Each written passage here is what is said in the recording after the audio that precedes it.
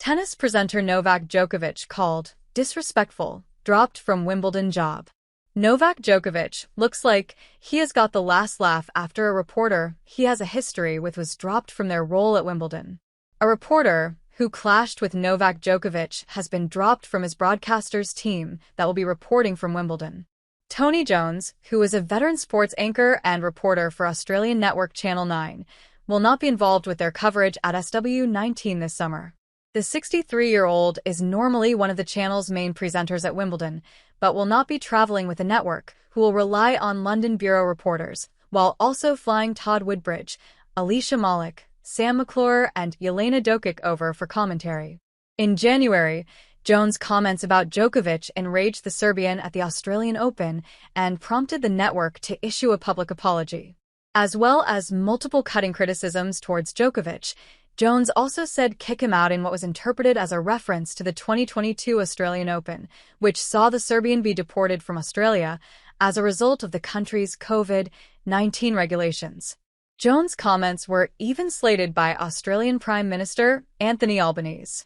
In comments that were described as disrespectful by Djokovic, Jones said, "Novak, he's overrated. Novak's a has-been. Novak, kick him out. Boy, I'm glad they can't hear me." The 24-time Grand Slam winner also refused to do a courtside interview with the public broadcaster until Jones issued a public apology from Jones. While speaking on Channel 9, the broadcaster said, "If I could turn back time, right, and I know we've all got PhDs in hindsight, I think the one thing where I overstepped the mark, and this is certainly what's really sort of angered Novak Djokovic and his camp, is the last comment I made in that back and forth with the crowd, kick him out. Now, I can stand here and put whatever spin on that, but it can only be interpreted as a throwback to the COVID years when Djokovic was kicked out over his vaccination status. Now, that has angered Novak, which I completely understand now. So, look, it has been an unfortunate situation. It's been one of personal angst for Novak. It's quite clearly personal angst for me as well. But I just think the priority here now is to focus on the tennis again." Nine also posted their own public apology, which said, Nine would like to apologize to Novak Djokovic for any offense caused from comments made during a recent live cross.